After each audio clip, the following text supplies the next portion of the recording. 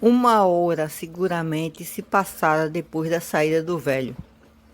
O relógio de uma das torres da cidade dava 2 horas.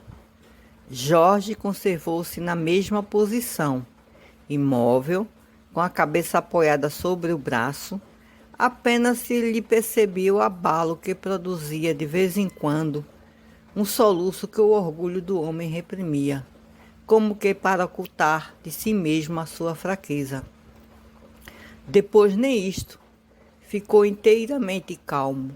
Ergueu a cabeça e começou a passear pelo aposento.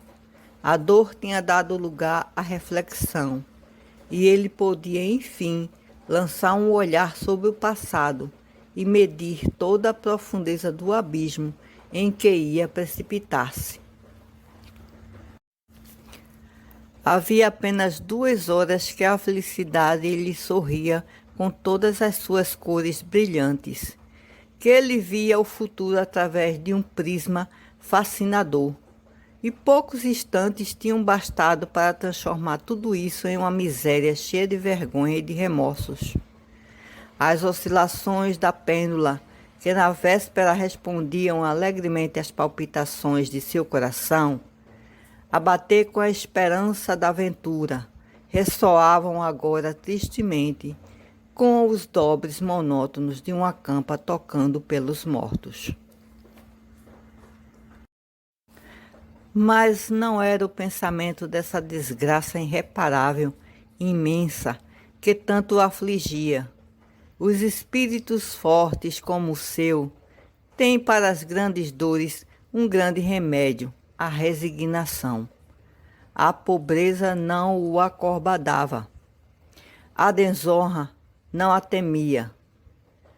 O que dilacerava agora sua alma era um pensamento cruel, uma lembrança terrível.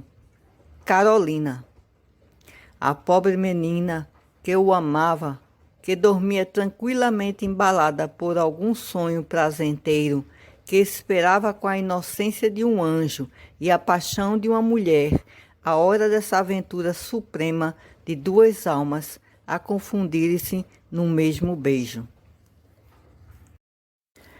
Podia ele, desgraçado, miserável, escarnecido, iludir ainda por um dia esse coração e ligar essa vida de inocência e de flores à existência de um homem perdido?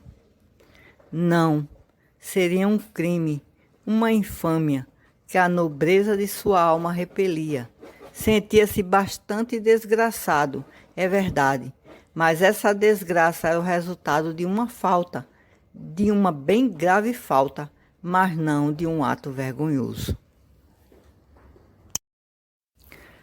O seu casamento, pois, não podia mais efetuar-se. O seu dever, a sua lealdade exigiam que confessasse a Dona Maria e a sua filha as razões que tornavam impossível esta união. Sentou-se à mesa e começou a escrever com uma espécie de delírio uma carta à mãe de Carolina. Mas apenas havia traçado algumas linhas, apenas tacou sobre o papel. Seria matá-la, balbuciou ele. Outra ideia lhe viera ao espírito.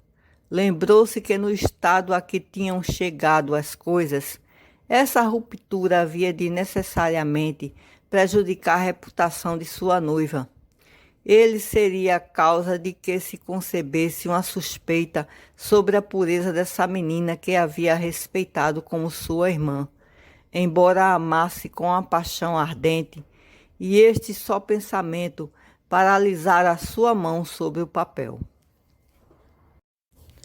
Recordou-se de que Dona Maria um dia lhe havia dito: Jorge, a confiança que tenho na sua lealdade é tal que entreguei minha filha antes de pertencer-lhe.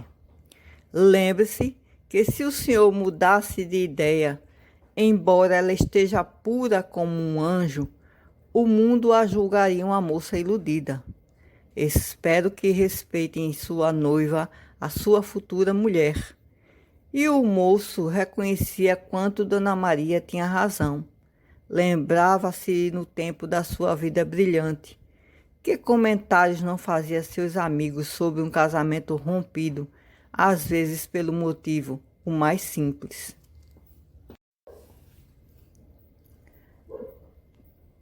Deixar pesar a sombra de uma suspeita sobre a pureza de Carolina era coisa que o seu espírito nem se animava a conceber, mas iludir a pobre menina, arrastando-a a um casamento desgraçado, era uma infâmia.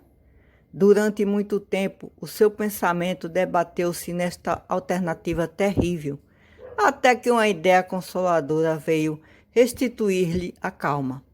Tinha achado um meio de tudo conciliar, um meio de satisfazer ao sentimento do seu coração e aos prejuízos do mundo.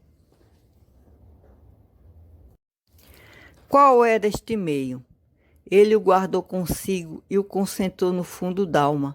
Apenas um triste sorriso dizia que ele o havia achado e que sobre a dor profunda que enchia o coração ainda pairava um sopro consolador. Toda a noite se passou nesta luta íntima. De manhã o moço saiu e foi ver Carolina para receber um sorriso que lhe desse forças de resistir ao sofrimento. A menina, na sua ingênua afeição, apercebeu-se da palidez do moço, mas atribuiu-a a um motivo bem diverso do que era realmente. Não dormiste, Jorge? Perguntou ela. Não, nem eu, disse corando. Ela cuidava que era só a felicidade que trazia essas noites brancas que deviam depois dourar-se aos raios do amor. Como se enganava.